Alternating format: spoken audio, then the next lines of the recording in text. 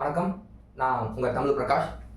நம்ம இப்போ யூடியூப்ல பார்த்தீங்க அப்படின்னா போர்கள் பற்றியான டிஎன்பிஎஸ்சி டிஎன்யூஎஸ்ஆர்பி அதில் கேட்கக்கூடிய போர்கள் பற்றியான வகுப்புகளை ஒன் பை ஒன்னாக பார்த்துட்டு இருக்கோம்.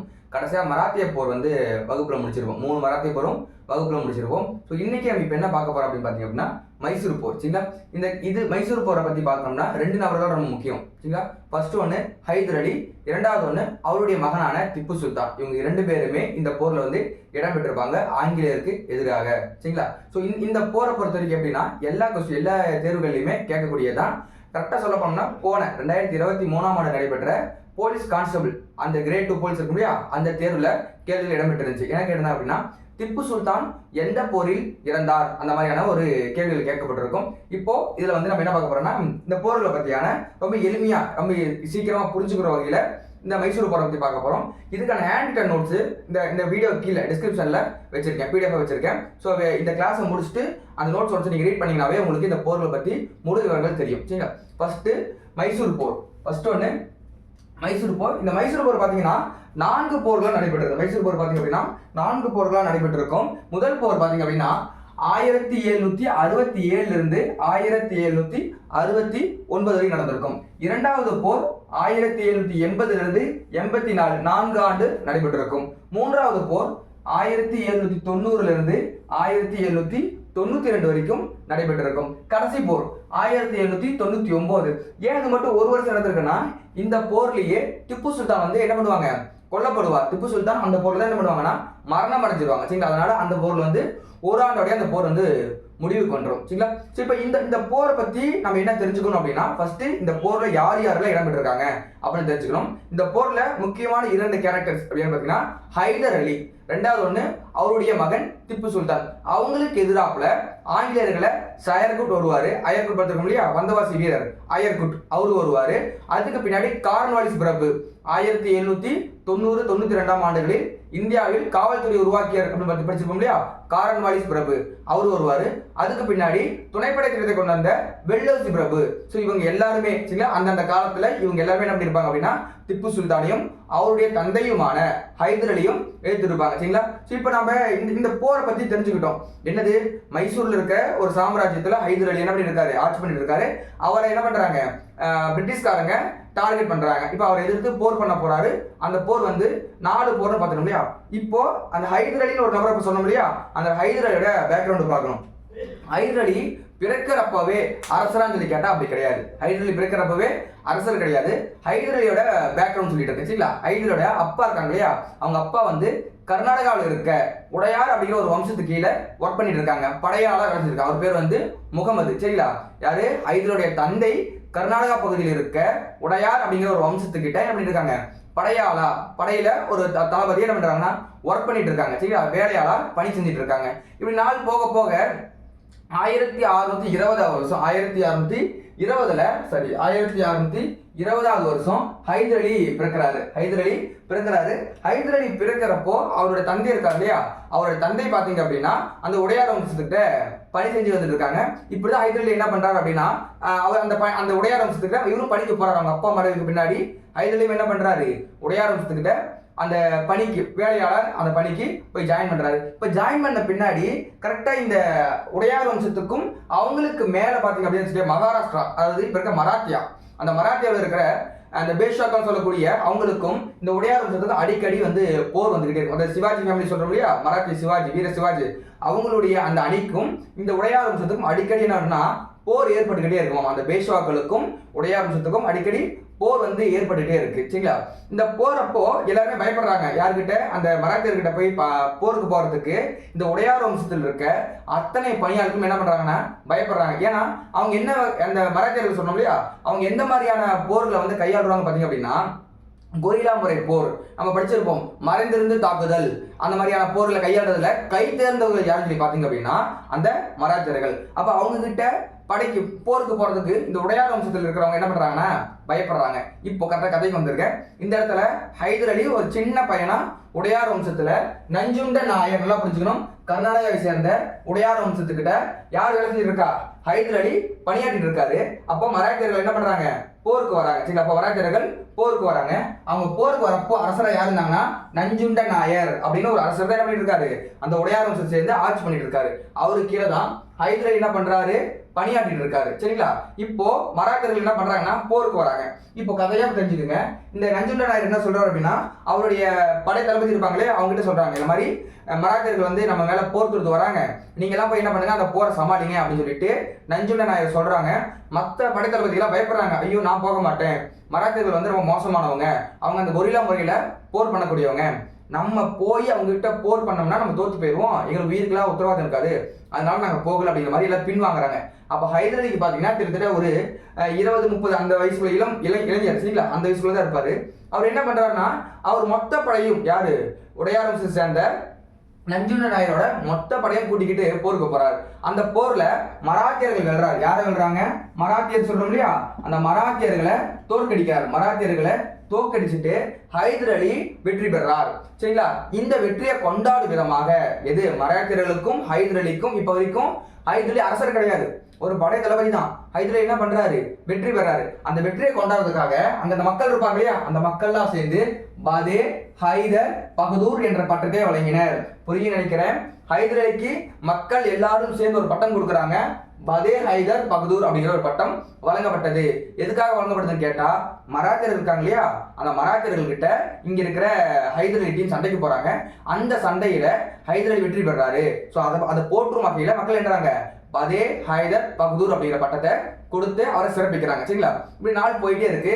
1760 வருஷம் 1760 வருஷம் இங்க பாருங்க, இந்த நஞ்சுண்ட நாயர், அந்த நஞ்சுண்ட நாயர் தான் அரசர், அவர் என்ன ஆகிறாரு அப்படின்னா இறந்து போயிறாரு. நஞ்சுண்ட நாயர் மறைக்கிறாரு. சரிங்களா? இப்ப அவர் இறந்த பின்னாடி அவருடைய பையன் தானே, நஞ்சுண்ட நாயருடைய பையன் தானே ஆட்சிக்கு வரணும். அப்ப இந்த மக்கள்ல சேர்ந்து என்ன சொல்றாங்க அப்படின்னா, இல்ல ஆல்ரெடி மராத்தியர்கிட்ட போர் போய் வெற்றி பெற்ற ஹைதர் அலி என்னவா இருக்கட்டும், அரசரா இருக்கட்டும் அப்படிங்கிற மாதிரி கோரிக்கை வைக்கிறாங்க.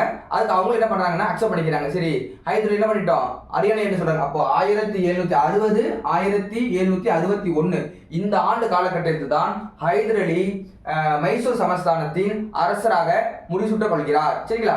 அப்ப ஹைதர் அலி என்ன ஆயிட்டாரு, அரசர் ஆயிட்டாரு. இப்பதான் ஹைதர் அலி என்ன பண்ணிருக்காங்க, அரசரா ஏறிட்டாங்க. சரிங்களா? இதுக்கு முன்னாடி வரைக்கும் ஹைதர் என்ன பண்ணிருக்காங்க, ஹைதர் அலியும் சரி அவருடைய தந்தையும் சரி கர்நாடகா மாநிலத்தில் உள்ள உடையார் வம்சத்தை சேர்ந்த நஞ்சுண்ட நாயரிடம் படை தளபதிகளாக பணியாட்களாக பணி செஞ்சிருந்தாங்க. இது வரைக்கும் உங்களுக்கு புரிஞ்சிருக்க நம்புறேன். இப்போ வந்து நம்ம போருக்குள்ள போயிடலாம். இதான் வந்து ஹைதர் அலியோட பேக்ரவுண்ட் டேட்டாஸ். இப்போ நம்ம என்ன பண்றோம், போருக்கு போறோம். இப்போ முதல் போர் நடைபெற்ற வருஷம் 1767 இருந்து 1769 வரைக்கும். சரிங்களா? இடைப்பட்ட இந்த 2 ஆண்டு காலத்துல போர் நடந்திருக்கும். இப்போ பிரிட்டிஷ்காரங்க என்ன பண்றாங்க அப்படின்னா, ஹைதர் போயிட்டு, ஏன்னா ஹைதர் தானே மைசூரோட லீடர். சரிங்களா? அரசர்.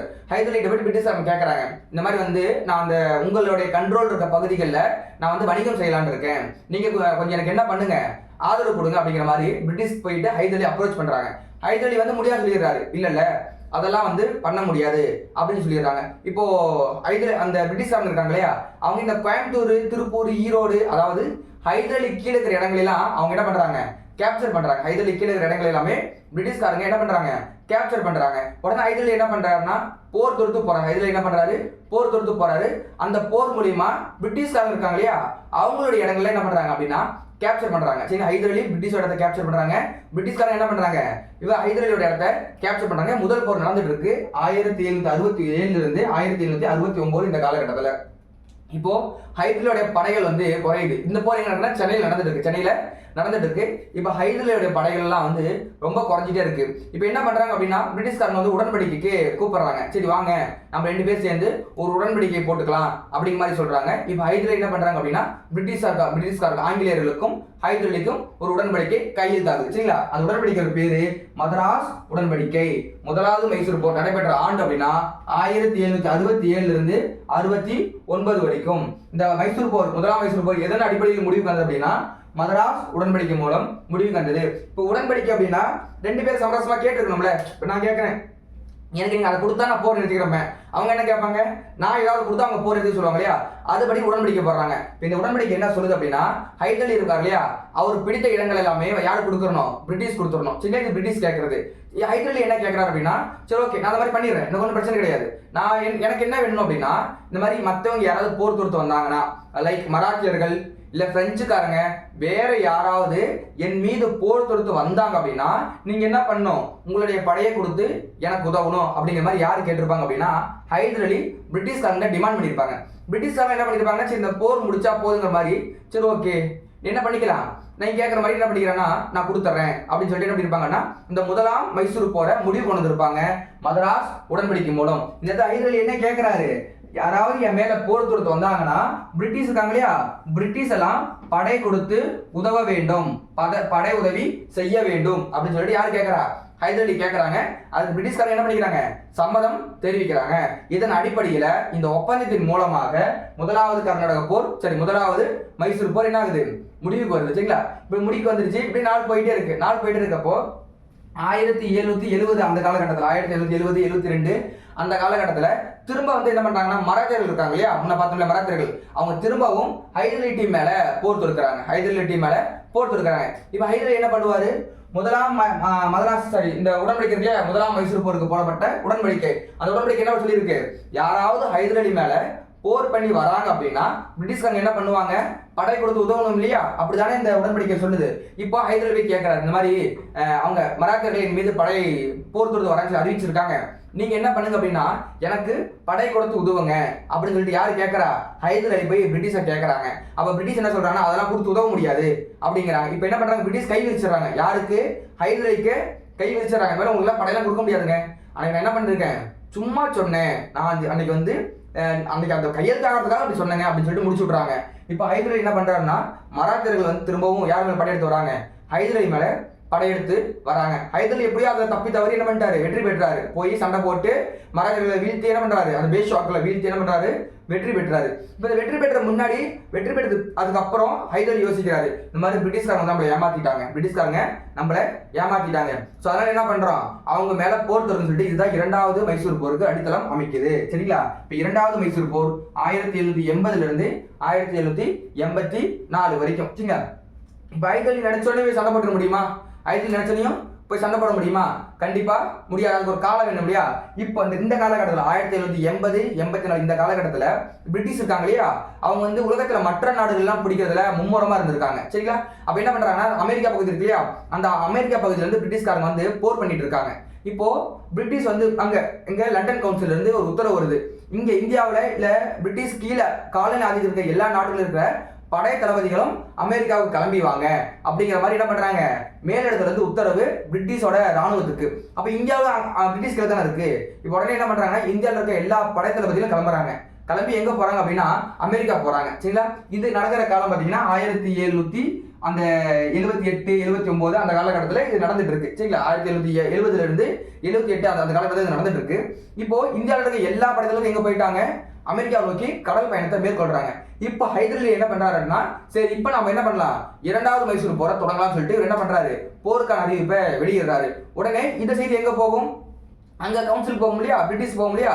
இப்போ பிரிட்டிஷ் என்ன பண்றாங்கன்னா ஹைதர் அலி வந்து என்ன பண்றாரு, போர் பண்றேன்னு சொல்லிட்டாரு. அப்ப இந்தியாவில் யாராவது படைத்தளபதி இருக்குன்னு சொல்லி கேட்கறப்ப யாருமே கிடையாது. ஸோ அப்போ வந்து உடனே வந்து என்ன பண்றாங்க, இங்கிருந்து அதாவது கடல் மார்க்கமா அமெரிக்கா போகக்கூடிய முக்கியமான நபர் யாருன்னு சொல்லி பார்த்தா அயர்குட். யார் இருக்காங்க, சர் அயர்குட் இருக்காரு. இப்போ சர் அயர்குட் என்ன பண்றாங்க, நீங்க கிளம்பி இந்தியா போங்க, இந்தியா போயிட்டு ஹைதர் அலி கூட சண்டை போடுங்க அப்படின்னு சொல்லிட்டு அயர்குட்டுக்கு ஒரு மெசேஜ் பாஸ் ஆகுது. அயர்குட் கிளம்பி என்ன பண்றாரு, இந்தியா வந்துட்டு இருக்காரு. இந்த டைம்ல இவருக்காக ஹைதர் அலி என்ன பண்றாரு அப்படின்னா, நாம ஒரு வேளை பிரிட்டிஷ் கிட்ட சண்டைக்கு போறோம், பிரிட்டிஷ் வந்து மராத்தியர் உதவி நாடுனாங்கன்னா அங்க மராத்தியர் ராணுவம் வந்துடும், பிரிட்டிஷ் ராணுவம் வந்துடும். நம்ம கிட்ட அந்த அளவுக்கு ராணுவம் இருக்கான்னு கேட்டா கிடையாது. அப்போ ஹைதர் அலி என்ன பண்றாரு, ஒரு முறை மராத்தியர்களை செக் பண்றாரு, அவங்க என்ன பண்றாங்கன்னு சொல்லிட்டு. ஹைதர் அலி மராத்தியர்களை செக் பண்றப்போ மராத்தியர்களும் பிரெஞ்சுக்காரங்களும் சண்டை போட்டு இருக்காங்க, அப்ப கண்டிப்பா மராத்தியர்கள் பிஸியா கிடையாது. சரி, கண்டிப்பா மராத்தியர்கள் என்ன பண்றாங்க, பிஸியா இருக்காங்க. அப்ப அவங்க பிரெஞ்சு விட்டுட்டு நமக்கு என்ன பண்ணுவாங்க, சண்டைக்கு வரமாட்டாங்க. இதை கன்ஃபார்ம் பண்ணிட்டு ஹைதர் அலி என்ன பண்றாருன்னா 1780 இருந்து 1784 வரைக்கும் இந்த காலகட்டத்தில் இரண்டாவது மைசூர் போரை அறிவிக்கிறாரு. சரிங்களா, இப்ப அப்படியே போர் நடந்துட்டே இருக்கு. இந்த போர்ல தான் ஹைதருடைய பையன் திப்பு சுல்தான் என்ன பண்றாரு, முத போருக்கு களமிறங்குறாரு. அதாவது ஹைதர் அலி என்ன பண்றாருன்னா இரண்டாவது மைசூர் போர் அறிவிக்கிறாரு. சர் ஆயர் குட் என்ன பண்ணிட்டாரு, இந்தியா வந்துட்டாங்க. இப்போ பரங்கிப்பேட்டை, சென்னையில இருக்கிற பரங்கிப்பேட்டையில ஹைதர் அலிக்கும் அயர்குட்டுக்கும் சண்டை போயிட்டு இருக்கு. பரங்கிப்பேட்டையில ஹைதர் அலிக்கும் ஆங்கிலேய ஆளுநரான ஆங்கிலேய படைத்தளபதியான அயர்குட்டுக்கும் சண்டை போயிட்டு இருக்கு. சண்டையோட பேர் என்ன, இரண்டாவது மைசூர் போர். இரண்டாவது மைசூர் போர் மும்முரமா சென்னையில போயிட்டு இருக்கு. சரிங்களா, இரண்டாவது மைசூர் போர் மும்முரமா எங்க போயிட்டு இருக்கு, சென்னையில போயிட்டு இருக்கு. இதுக்கப்புறம் இவருடைய பையன் திப்பு சுல்தான் என்ன பண்றாங்க அப்படின்னா, அப்போ தஞ்சாவூர் சொல்றோம்ல, இப்ப தஞ்சாவூர் நம்ம தஞ்சாவூர் இருக்கு இல்லையா, அந்த தஞ்சை யாரோட கண்ட்ரோல் இருக்கு அப்படின்னு பாத்தீங்கன்னா மராத்தியோட கண்ட்ரோல் இருக்கு. நீங்க தெரிஞ்சுக்க நினைக்கிறேன், சிவாஜியோட ஒன்னுட்ட சகோதரர் சரபோஜின்னு ஒருத்தர் இருந்திருப்பாரு. அவர் என்ன பண்ணிருப்பாரு, இங்க இருக்க தஞ்சாவூரை அவரை கேப்சர் பண்ணி அவரை ரூல் பண்ணிட்டு இருப்பாரு இல்லையா, அந்த தஞ்சாவூர். சரிங்களா, அந்த தஞ்சாவூரை திப்பு சுல்தான் என்ன பண்றாரு, தாக்கிட்டு இருக்காரு. அப்போ பையன் திப்பு சுல்தான் தஞ்சாவூர்ல போர் பண்றாரு. மராத்தியர்களுக்கு எதிராக தந்தை ஹைதர் அலி பிரிட்டிஷ்க்கு எதிராக சென்னை பரங்கிப்பேட்டையில என்ன பண்றாங்க, போர் பண்ணிட்டு இருக்காங்க. இந்த போர் இப்படியே போயிட்டு இருக்கு. இதுல கொஞ்சம் கொஞ்சமா ஹைதர் அலியோட படைகள் வந்து வீக் ஆயிட்டே போறாங்க. உடனே 1782 ஆண்டு ஹைதர் அலி என்ன பண்றாருன்னா, சரி போர் போயிட்டே இருக்கட்டும், நம்மளே எங்க போயிடலாம், அங்க மைசூர் போயிடலாம் சொல்லிட்டு அவருடைய பையனை கூப்பிடுறாரு. இந்த மாதிரி திப்பு சுல்தான் கிளம்பி மைசூர் வந்திருக்கேன், நானும் மைசூர் போறேன்னு சொல்லிட்டு மைசூர் போறாங்க. போயிட்டு ஓரிரு மாதங்களிலேயே யாருக்கு, ஹைதர் அலிக்கு உடல்நல குறைவு ஏற்படுது. சரிங்களா, உடம்பு சரியில்லாம போயிருது. 1782 அந்த காலகட்டத்தில் ஹைதர் அலிக்கு என்ன ஆயிடுது, உடல்நிலை சரியில்லாம போயிட்டு மரணம் அடைஞ்சாரு. அப்போ 1782 ஹைதர் அலி மரணம் அடைகிறார். எதன் காரணமாக சொல்லி கேட்டீங்க அப்படின்னா, உடல்நிலை நோயுற்று என்ன பண்றாங்க, மரணம் அடைஞ்சாரு. இவர் எந்த போர் நடத்திட்டு இருக்காரு, இப்போ இரண்டாவது மைசூர் போர் நடத்திட்டு இருக்காரு இல்லையா. இப்ப தந்தை இறந்துட்டாங்க, திப்பு சுல்தான் என்ன பண்ண முடியும், இப்ப திப்பு சுல்தான் என்ன பண்றாரு அப்படின்னா பிரிட்டிஷ் கிட்ட உடன்படிக்கை போறாரு. சரிங்களா, ஏன்னா அவருடைய தந்தை இறந்துட்டாங்க, அவ்வளோக்கா கையில் என்ன கிடையாது, படைகளும் கிடையாது, நம்ம இப்போ வீக்கா இருக்கோம், அப்ப என்ன பண்ணிக்கலாம், உடன்படிக்கை போட்டுக்கலாம் சொல்லிட்டு பிரிட்டிஷ் கிட்ட உடன்படிக்கை போடுறாங்க. 1780 இருந்து 84 இந்த காலகட்டத்தில் இரண்டாவது மைசூர் போர் நடக்குது. இந்த போரை தொடர்ந்தது யாருன்னு சொல்லி பாத்தீங்க அப்படின்னா திப்பு சுல்தானும் அயர்குட்டும் இந்த போரை நடத்தியிருப்பாங்க. இதுல ஹைதர் அலியும் அயர்குட்டும் இந்த போர் நடத்தியிருப்பாங்க. இதில் ஹைதர் அலி 1782 ஆண்டு நோயுற்று மரணம் அடைஞ்சிருப்பாரு. இதுக்கு பின்னாடி திப்பு சுல்தான் அந்த போர் நடத்துவாரு. ஆனா அவரால் என்ன பண்ண முடியாது, அவளை எஃபிஷியன்ஸா நடத்த முடியலனால பிரிட்டிஷ் கிட்ட உடன்படிக்கை போடுறாங்க. அந்த உடன்படிக்கை மங்களூரு உடன்படிக்கை. என்ன உடன்படிக்கை, மங்களூரு உடன்படிக்கை. அப்போ இரண்டாவது மைசூர் போர் எந்த உடன்படிக்கை மூலம் முடிவுக்கு வந்ததுன்னு சொல்லி கேட்டா மங்களூர் உடன்படிக்கை மூலம் முடிவுக்கு வந்தது. சரிங்களா, இதோட இரண்டாவது மைசூர் போர் முடிஞ்சிருச்சு. இதுக்கு பின்னாடி மூன்றாவது போர் தொடங்குது. சரிங்களா, ஏன்னா இரண்டாவது போருக்கு பின்னாடி பிரிட்டிஷ்காரங்க என்ன பண்றாங்க அப்படின்னா, திப்பு சுல்தான் தான் உயிரோட இருக்காரு, ஹைதர் அலி இறந்துறாரு இல்லையா, திப்பு சுல்தான் அடிக்கடி வந்து என்ன பண்றாங்க அப்படின்னா போருக்கான முயற்சிகள் எடுக்கிறாங்க. சரிங்களா, 1790 இருந்து 92 2 ஆண்டுகள் மட்டும் இந்த போர் நடக்குது. மூன்றாவது மைசூர் போர் எத்தனை ஆண்டு நடக்குது, 2 ஆண்டுகள். 1790 இருந்து 1792 வரைக்கும் இந்த போர் நடக்குது. சரிங்களா, இந்த போர்ல பாத்தீங்க அப்படின்னா திப்பு சுல்தானுக்கும் கார்ன்வாலிஸ் பிரபுக்கும் இந்த போர் நடக்கும். இந்த கார்ன்வாலிஸ் வந்து இந்த கார்ன்வாலிஸ் சொல்ற மாதிரி இருந்தா, ஐயா கார்ன்வாலிஸ் பிரபு சொல்ற மாதிரி இருந்தா ஒரு வார்த்தை இவரு கடிதம் எழுதியிருப்பாரு. யாருக்குன்னா பிரிட்டிஷ் கவுன்சிலுக்கு. ஏன்னா பிரிட்டிஷ்காரங்க என்ன பண்ணிருப்பாங்க அப்படின்னா திப்பு சுல்தான் கிட்ட போர் பண்ணபடி கார்ன்வாலிஸுக்கு என்ன பண்ணுவாங்க, ப்ரெஷர் கொடுப்பாங்க. கார்ன்வாலிஸ் நீங்க போய் திப்பு கிட்ட போர் பண்ணுங்க அப்படி மாதிரி ப்ரெஷர் வந்து கார்ன்வாலிஸ் கொடுப்பாங்க. இந்த கார்ன்வாலிஸோட கடிதத்துல வந்து பிரிட்டிஷ் கவுன்சிலுக்கு எழுதுறாரு. என்னன்னா, நான் மிகவும் அஞ்சுகிறேன். யாரை பார்த்து, திப்பு சுல்தானை பார்த்து நான் மிகவும் அஞ்சுகிறேன். அவர் புலியை போன்று வேகமாக சண்டை போடக்கூடிய ஒரு நபர் அப்படின்னு சொல்லிட்டு திப்புவோட பெருமைகளை கார்ன்வாலிஸ் பிரபு எழுதுவார். நான் அதில் பயப்படுறேங்க, யாரை திப்பு பார்த்து நான் பயந்துட்டு இருக்கேன். இருந்தாலும் ஒரு நல்ல நேரம் என்னன்னா, திப்பு மாதிரி இங்க இந்தியாவுக்குள்ள வேற யாரும் போர் பண்றதுக்கு ஆள் கிடையாது. ஒருவேளை இருந்திருந்தாங்கன்னா திப்புவும் அவர் என்ன பண்ணிருப்பாங்க, ஒன்று சேர்ந்து பிரிட்டிஷ் தோக்கடிச்சிருவாங்க. சோ அந்த மாதிரி என்ன பண்றாருன்னா திப்பு சண்டை போட சொன்னதுக்கே கார்ன்வாலிஸ் பயந்துட்டு ஒரு கடிதம் பிரிட்டிஷ் கவுன்சிலுக்கு எழுதுறாரு. சரிங்களா, இப்போ திப்பு சுல்தானுக்கும் கார்ன்வாலிஸுக்கும் ஒரு சண்டை நடக்குது. இந்த சண்டையில திப்பு சுல்தான் பெரும் படைகள் தோல்வி தருகிறார். திப்பு சுல்தான் தோக்கல, ஆனா நிறைய படைகள் வந்து திப்பு சுல்தான் இழக்கிறாரு. சரிங்களா, திரும்பவும் திப்பு சுல்தான் என்ன பண்றாரு, நிறைய படைகளை இழக்கிறாரு. இதன் மூலியமா இந்த போரை முடிவு கொண்டு வரன்னு சொல்லிட்டு அந்த கார்ன்வாலிஸ் பிரபுவும் திப்பு சுல்தானும் முடிவு பண்றாங்க. அப்ப மூன்றாவது மைசூர் போர் நடைபெற்ற வருஷம் பாத்தீங்கன்னா 1790 இருந்து 1792 வரைக்கும் இந்த காலகட்டத்தில் மூன்றாவது மைசூர் போர் நடக்குது. யாருக்கும் அப்படின்னு கேட்டீங்கன்னா திப்பு சுல்தானுக்கும் கார்ன்வாலிஸ் பிரபுக்கும் இந்த போர் நடக்குது. இந்த போர்ல திப்பு சுல்தான் தோல்வி தழும்பும் அந்த விளிம்பில் இருக்கிறாரு. அப்ப கார்ன்வாலிஸுக்கும் திப்பு சுல்தானுக்கும் இந்த போரை முடிக்கிறதுக்காக உடன்படிக்கை போடப்படுது. இந்த உடன்படிக்கை பேர் பாத்தீங்க அப்படின்னா ஸ்ரீரங்கப்பட்டினம் உடன்படிக்கை. மூன்றாவது மைசூர் போர் முடிவுக்கு அந்த உடன்படிக்கைனா ஸ்ரீரங்கப்பட்டினம் உடன்படிக்கை. இந்த உடன்படிக்கைனா கண்டிப்பா 2 பேர் சமரசம் பேசிருக்கணும் இல்லையா. இந்த உடன்படிக்கையில திப்பு சுல்தான் வந்து எதுவுமே கேட்கக்கூடாதுன்னு சொல்லிட்டாங்க. திப்பு சுல்தான் எதுவுமே என்ன பண்ணக்கூடாது, கேட்கக்கூடாது. அப்போ பிரிட்டிஷ் மட்டும் தான் கேட்போம். ஏன்னா பிரிட்டிஷ் ஜெயிக்கிற நிலைமையில் இருக்காங்க. அப்போ அவங்க தான் என்ன பண்ண முடியும், டிமாண்ட் வைக்க முடியும். திப்பு சுல்தான் டிமாண்ட் வைக்க முடியாது இல்லையா. இப்போ பிரிட்டிஷ் வந்து 3 விஷயங்களை கேட்கறாங்க. முதல் விஷயம் 3 கோடி ரூபாய், 3 கோடி ரூபாய் போர் இழப்பீடு கொடுக்கணும் அப்படின்னு சொல்லி கேட்கறாங்க. இந்த போர் பண்ணையில அதுக்கு நான் நிறைய இழந்துட்டல, அதுக்கு என்ன பண்ற, உன் சைடுல இருந்து 3 கோடி ரூபாய் பணம் கொடுன்னு சொல்லிட்டு திப்பு சுல்தானை பிரிட்டிஷ் கேட்கறாங்க. ரெண்டாவது ஒண்ணு, திப்பு கிட்ட எவ்வளவு சொத்து இருக்கோ, எவ்வளவு பகுதிகள் இருக்கோ அதுல பாதி 1/2 எவ்வளவு இருந்தாலும் சரி அது பாதி பகுதி பிரிட்டிஷ்க்கு கொடுக்கணும் அப்படிங்கிற மாதிரியான ஒரு இந்த நிபந்தனைகள் வைக்கப்படுது. 3ஆம் நிபந்தனைகள் தான் திப்பு சுல்தானை ஆட்டி பார்த்துருச்சு. அது என்ன நிபந்தனை சொல்லி பாத்தீங்க அப்படின்னா, திப்புவோட 2 பசங்க பதே ஹைதர் ஒரு பையன் இருப்பார் சரிங்களா. முதல் பையன் பேர் பதே ஹைதர், அதுக்கப்புறம் இன்னும் 2-3 பசங்க இருப்பாங்க சரிங்களா. திப்பு சொல்ற முதல் 2 மகன்களை, திப்புவின் 2 மகன்களை பிணைய கைதிகளாக கொடுக்க வேண்டும் சொல்லி பிரிட்டிஷ் கேட்குது. பிணை கைதிகளாக கொடுக்க வேண்டும்னு பிரிட்டிஷ் கேட்குது. இதுக்கு வந்து திப்பு சுல்தான் மறுக்கிறாரு. அப்பெல்லாம் கொடுக்க முடியாதுங்க அப்படின்னு சொல்லி மறுக்கிறாரு. பட் இருந்தாலும் என்ன பண்றாங்க, கொடுக்க வேண்டிய சூழ்நிலை ஆயிடுச்சு. அப்போ திப்பு சுல்தான் ஸ்ரீரங்கப்பட்ட உடன்படிக்கையில் என்னென்ன கொடுத்துருக்காரு, 3 கோடி ரூபாய் நிதி கொடுக்குறாரு. எதுக்கு, அந்த போர் இழப்பீடாக பிரிட்டிஷ் வாங்கிட்டு போறாங்க. ரெண்டாவது, அவர்கிட்ட எவ்வளவு இடம் இருக்கோ அதுல பாதி யாரு கொடுக்கணும், பிரிட்டிஷ் கொடுக்கணும். மூணாவது, திப்புவோட 2 பசங்க, மூத்த பையன் பேரு பதே ஹைதர் சரிங்களா, அவர் இன்னொரு மகன், அந்த முதல் 2 மகன்கள் என்ன பண்ணணும், பிணை கைதிகளாக கொடுக்க வேண்டும். இந்த 2 பையன் இங்க இருக்காங்க இல்லையா, அவங்களுடைய திப்புவோட 2 மகன்கள் இவங்க எங்க இருப்பாங்க அப்படின்னா வேலூர் கோட்டையில இருப்பாங்க. வேலூர் கோட்டையில அவங்கள சிறைப்படுத்தப்படுவாங்க. பின்னாடி 10ஆம் தேதி 7வது மாசம் ஜூலை 10, 1806 இந்த வருஷம் என்ன பண்ணிருப்பாங்க அப்படின்னா, இந்த வேலூர் கிளர்ச்சி, வேலூர் சிறை தகர்ப்புன்னு சொல்லிட்டு ஒரு நிகழ்வு நடந்திருக்கும். அதுல சரிங்களா, அது பின்னாடி அடுத்த கிளாஸ் அதான் பார்ப்போம், வேலூர் புரட்சி பார்ப்போம். இந்த ஜூலை மாசம் 10ஆம் தேதி 1806 வேலூர் புரட்சி அப்படின்னு சொல்லிட்டு ஒரு புரட்சி நடக்கும். அந்த புரட்சி, இந்த வேலூர் சிறை இருக்கு இல்லையா, இந்த திப்புவோட பசங்க அங்கதான் அடைக்கப்பட சொல்லியிருக்கேன். அந்த சிறையெல்லாம் இந்திய சிப்பாய்கள் உடைச்சுக்கிட்டு இந்த பதே ஹைதர், அதாவது திப்புவின் மகனை ஆட்சியாளராக அறிவிப்பாங்க. அது பின்னாடி ஒரு தனி கான்செப்ட், அதை பார்ப்போம். ஸோ இப்போ சொல்றேன், இந்த 3ஆவது மைசூர் போர்ல ஸ்ரீரங்கப்பட்டின உடன்படிக்கையில திப்புவின் 2 மகன்களை எங்க கொண்டு வராங்க, வேலூர் சிறையில் கொண்டு போய் அடைக்கிறாங்க சரிங்களா. இப்ப இதெல்லாம் கொடுத்தாதான் இந்த போரை நிறுத்த முடியும் சொல்லி என்ன பண்றாங்கன்னா பிரிட்டிஷ்காரங்க முடிவு பண்ணிட்டாங்க சரிங்களா. இப்ப திப்பு சுல்தான் என்ன பண்றாருன்னா இதெல்லாம் கொடுத்துறாரு. இதுல நீங்க பாத்தீங்க அப்படின்னா திப்பு சுல்தான் எவ்வளவு பெரிய வீரர் தெரியுங்களா.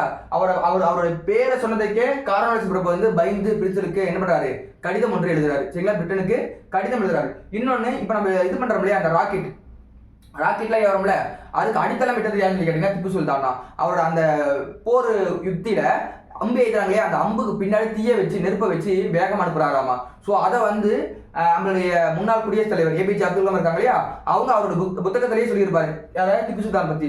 இன்னொரு முக்கியமான விஷயம் என்னன்னா, நாசா இருக்கு இல்லையா, நாசாவில் திப்பு சுல்தான் அந்த போருக்கு அந்த ஆயுதங்களை எப்படி பயன்படுத்துறாங்கிற ஒரு கற்பனையா படம் வரைந்து இப்பவும் நாசாவில் மாட்டிருக்காரு. என்ன இருக்கு, ஒரு வரலாறு உண்டு சரிங்களா. இப்ப திப்பு சுல்தானோட பசங்க எல்லாம் கூட்டு போயிட்டாங்க. 3வது மைசூர் போரும் முடிவுக்கு வந்தது. இருந்தாலும் திப்பு சுல்தான் என்ன இருக்கும், ஒரு நெருடல் இருக்கும் இல்லையா, தன்னுடைய 2 மகன்களையும் பிரிட்டிஷ் கூட்டு போயிட்டாங்கன்னு சொல்லிட்டு இப்ப திப்பு சுல்தான் என்ன பண்றாரு அப்படின்னா, அந்த 2 பசங்களையும் மீட் எடுக்கணும் இல்லையா, அதுக்காக 4வது மைசூர் போர் நடத்துறாரு. 4வது மைசூர் போரை நடத்துறாரு. 4வது போர் நடைபெற்ற வருஷம் 1799 வருஷம். யாருன்னு சொல்லி கேட்பாங்க, திப்பு சுல்தான் விசஸ் வெல்லௌசி பிரபு சரிங்களா. வெல்லௌசி பிரபு பார்த்தீங்கன்னா என்ன சொல்லுவோம், துணைப்படை திட்டத்தை கொண்டு வந்து யாருன்னு சொல்லி பார்த்துருக்கோம் இல்லையா, திப்பு சுல்தானுக்கும் வெல்லௌசி பிரபுக்கும் 4வது மைசூர் போர் நடக்கும் சரிங்களா. இதுல இந்த சண்டையில பாத்தீங்க அப்படின்னா திப்பு சுல்தான் கொல்லப்படுவார். அதுக்கு முன்னாடி திப்பு பத்தி ஒரு சிறப்பான விஷயம் என்னன்னா, திப்பு சுல்தான் வந்து ஒரு முறை அவருடைய இடங்கள் இருக்கும் இல்லையா, ஆட்சியாளர் தான் அவர் கீழே சிற்றரசர் இருப்பாங்க இல்லையா, அந்த இடத்துக்கு வந்து ஒரு பயணம் பண்ணிட்டு இருக்காரு. பயணம் வரப்போ சில பகுதியில் பார்த்தீங்கன்னா பெண்கள்லாம் வந்து மேலாடை அணியாம அவங்க பணியை செஞ்சுட்டு இருக்காங்க. திப்பு சுல்தான் வந்து இதை வந்து பாக்குறாரு. பார்த்துட்டு அவருடைய கோட்டைக்கு போயிட்டு கேட்கிறாரு, ஏன் வந்து இந்த பெண்கள்லாம் இந்த இடத்துல மேலடை அணியாம இருக்கான்னு சொல்லி கேட்கிறப்போ அவங்க அந்த ஆட்சியாளர் இருப்பாங்களே அவங்களாம் நிறைய காரணங்கள் சொல்றாங்க. அப்ப திப்பு என்ன சொல்றாரு அப்படின்னா, இது வந்து இந்த பெண்கள் மேலடை அணியாம இருக்காங்க இல்லையா, இதுக்கு காரணம் அந்த ஏரியால வரி, அதாவது சில வரிகள் இருக்கும் இல்லையா, அதுதான் வரிதான் பிரச்சனை அப்படின்னா, அந்த ஏரியாவில் யார் இருக்காங்களோ அந்த பகுதியில் யாரு சிற்றரசரா சொல்லுங்க, அவரை நான் பேசுறேன் அப்படிங்கிற சொல்றாரு. இல்ல காசு பணம் தான் முக்கியம், காசு இல்ல பணம் இல்ல, அதனாலதான் வந்து மேலாடை அணிய முடியல அப்படின்னு ஒரு சூழ்நிலை இருந்தா சொல்லுங்க, என்னுடைய சொத்தை வித்தாச்சும் உங்களுக்கு என்ன பண்றேன், மேலாடையை வாங்கி தரேன்.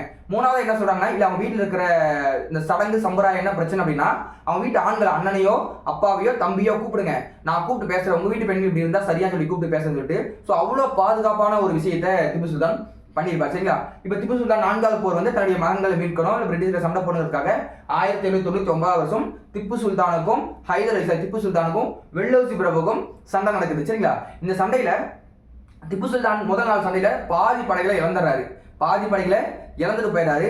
இப்போ திப்பு சுல்தான் வந்து கடைசியாக அவருடைய படையில் இருப்பாங்களே அவங்க கிட்ட ஒரு ஸ்பீச் பண்றாரு. என்ன பண்றாருன்னா, நீங்க எல்லாம் போயிருங்க, நீங்களாம் இந்த சண்டைக்கு வேணாம், நீங்களாம் போயிருங்க, இது நான் பாத்துக்கிறேன் அப்படிங்கிற மாதிரி திப்பு சுல்தான் வந்து பேசுறாரு. இப்போ உடனே அந்த படையில் இருப்பாங்க இல்லையா அவங்க எல்லாம் சொல்றாங்க, அதெல்லாம் உங்க விட்டு போக முடியாது, இருந்தாலும் உங்க கூட இருக்கிறோம், இறந்தாலும் உங்க கூட இருக்கிறோம் அப்படிங்கிற மாதிரி அவங்க எல்லாம் வந்து திப்பு சுல்தான் ஆதரவு கொடுக்குறாங்க. இப்போ திப்பு சுல்தான் யோசிக்கிறாரு, ஸோ இந்த சண்டை நமக்காக பண்றோம், இருந்தாலும் இவங்க ஏன் வந்து நம்ம கூட இவ்வளவு க்ளோஸா இருக்கணும்னு சொல்லி என்ன பண்றாருன்னா, அவருடைய அந்த ராஜா உடைய போட்டிருப்பாரு, திப்பு சுல்தான் அரசர் தானே, அந்த அரசர் உடைய எல்லாம் கழட்டி போட்டுட்டு திப்பு சுல்தான் என்ன பண்றாரு, சாதாரண சிப்பாய் உடைய எடுத்து அணிஞ்சுக்கிறாரு. அணிஞ்சுக்கிட்டு இப்ப போருக்கு போறாரு. இந்த போர் காலையில இருந்து சாயங்காலம் எப்படி பார்த்துருப்பீங்க, காலைல 6 மணிக்கு ஆரம்பிச்சா ஈவினிங் 6 மணிக்கு முடியும். ஈவினிங் 6 மணிலேருந்து காலைல 6 மணிக்கு அதை ரெஃப்ரெஷ் பண்றதுக்கு, அடிப்பட்டு இருந்தா அவங்க கூட்டு போறதுக்கு அந்த குதிரைகள் பயன்படுத்தி இருப்பாங்க. ஸோ அதுக்கு தீவனங்கள் வைக்கிறதுன்னு சொல்லிட்டு ஒரு 12 மணி நேரம் சண்டையும் 12 மணி நேரம் ஓய்வும் இருக்கும். இப்போ காலையில இருந்து திப்பு சுல்தான் காணும் சரிங்களா. இப்போ வெள்ளோசி பிரபு அறிவிச்சாரு, திப்பு சுல்தான் ஓடி போயிட்டாரு. திப்பு சுல்தான் கிடையாது, என்ன பண்றாரு, அவரு ஓடி போயிட்டாரு ஜஸ்ட் அப்படிங்கிற அறிவிக்கிறாங்க. இப்போ அந்த படையில இருந்து ஒரு நபர் வராது, திப்பு சுல்தான் ஒரு படையில ஒரு நபர் வந்து திப்பு சுல்தான் ஓடி பண்ண யாருக்கா சொன்னது, திப்பு சுல்தான் எங்கேயும் ஓடல, அவர் போர்க்களத்திலேயே இறந்து போயிருக்காரு அப்படின்னு சொல்றாங்க. அப்போ வந்து வெள்ளோசி பிரபு கேட்கறாரு, அது எப்படிங்க ஒரு அரசர் வந்து போர்க்களத்தில் சண்டை போட முடியும், அரசர்னு என்ன பண்ணுவாங்க, பின்னாடி உட்காந்துப்பாங்க, அவங்களோட படைகளுக்கு என்ன பண்ணுவாங்க, டைரக்ஷன் காட்டுவாங்க, நீ அங்க போய் இங்க போய் சண்டை போடுறது டைரக்ஷன் தான் காட்டுவாங்க, நான் எவ்வளவு போரை பார்த்திருக்கேன், அப்படிலாம் யாரும் வந்து போர்க்களத்தை சண்டை போட முடியாதுன்னு சொல்லி வெள்ளோசி பிரபு அவ்வளோ ஸ்ட்ராங்கா சொல்றாரு. அப்ப அந்த படையால் கூட்டு போறாரு நைட்டு ஒரு 2 to 3 மணி அந்த அந்த அந்த அந்த டைம்ல ஒவ்வொரு உடம்பா அந்த போர்க்களத்தை திருப்பி திருப்பி பாக்குறாங்க. ஏன்னா எல்லாரும் கவுந்து எடுத்திருப்பாங்க இல்லையா, ஒவ்வொரு உடம்பா திருப்பி திருப்பி பாக்குறப்போ புரட்டி போடுறப்போ ஒரு உடம்புல முன்பக்கமா 3 அம்புகள் ஏயப்பட்டு படுத்து கிடக்குறாரு. ஏன் இவர் ஐடென்டிஃபை பண்ண முடியல அப்படின்னா, ஏன்னா இவர் அரசரோட போட்டுறதா ஈஸியா பண்ணிடலாம், கண்டுபிடிச்சிடலாம், இவர் யாரோட உடை போட்டிருக்காரு, அந்த சிப்பாயோட உடைய அவரும் போட்டிருக்காரு. அப்போ என்ன பண்றாங்க அப்படின்னா, வெள்ளோசி பிரபு போயிட்டு அந்த உடம்பு தூக்கி தன்னுடைய தொடமையில இருக்கிறாரு, கால் மேல வச்சு பாக்குறப்போ திப்போட மார்பு பகுதியில 3 அம்புகள் ஏயப்பட்டு அப்படியே மரணம் அடைஞ்சு கிடக்கிறாரு. இந்த சம்பவத்தை ஒருத்தர் கையில விளக்கு பிடிக்கிற மாதிரி லாந்தர் விளக்கு பிடிச்சி அந்த ஒளியில திப்போட முகம் தெரிகிற மாதிரியும் அதை வந்து வெள்ளோசி பிரபு தன்னுடைய காலில் வச்சிருக்கிற மாதிரியும் ஒரு புகைப்படத்தை வரைந்து இன்றளவும் கூட லண்டன்ல இருக்கும் இல்லையா, அந்த வெள்ளை மலையை சொல்லுவோம் இல்லையா, அந்த அரசர் இருப்பாங்க இல்லையா, ராணிகள் இருப்பாங்க இல்லையா, அந்த கோட்டையில முகப்பு பகுதியில மாட்டிருக்காங்க. இதை விட வேற என்ன சொல்ல வேண்டும் திப்புவோட வீரத்துக்கு. சரி, திப்பு வந்து என்ன ஆயிராரு, இறந்து போயிடுறாங்க. ஸோ திப்பு இறந்தாச்சு. இதோட வெள்ளோசி என்ன பண்றாரு அப்படின்னா, இந்த போரை முடிச்சுக்கலாம், இதுக்கு உடன்படிக்கை எதுவும் போட தேவையில்லை, ஏன்னா அதுக்கப்புறம் உடன்படிக்கை போறதுக்கு யாரும் இல்லை அப்படின்னு சொல்லி என்ன பண்றாங்க, 4வது மைசூர் போரோட இந்த மைசூர் போர் அப்படிங்கிற ஒரு போரை முடிச்சுக்கிறாங்க. அப்போ முதல் மைசூர் போர் நடைபெற்ற வருஷம் 1767 இருந்து 1769 வரைக்கும். முதல் மைசூர் போர் முடிவுக்கு அந்த எந்த உடன்படிக்கை கேட்டாங்க அப்படின்னா மதராஸ் உடன்படிக்கை. 2வது போர் வருது 1880 இருந்து 84 வரைக்கும். இந்த போர் எந்த உடன்படிக்கை மூலம் முடிவுக்கு வந்து கேட்டா மங்களூர் உடன்படிக்கையில. சோ இந்த 2வது போர் நடக்கிறப்பதான் திப்புவின் தந்தையான ஹைதர் அலி நோய்வாய்ப்பட்டு இறந்து போவார். அடுத்து 3வது போர் 1790 இருந்து 1792 வரைக்கும் நடக்கும். இந்த போர் திப்புவுக்கும் கார்ன்வாலிஸ்க்கும் இடையே நடைபெறும். சரி, 2வது நடக்கும். இது எந்த உடன்படிக்கை முடிவு வந்து கேட்டீங்கன்னா ஸ்ரீரங்கம்பட்டினம் உடன்படிக்கை மூலம் முடிவுக்கு வந்தது.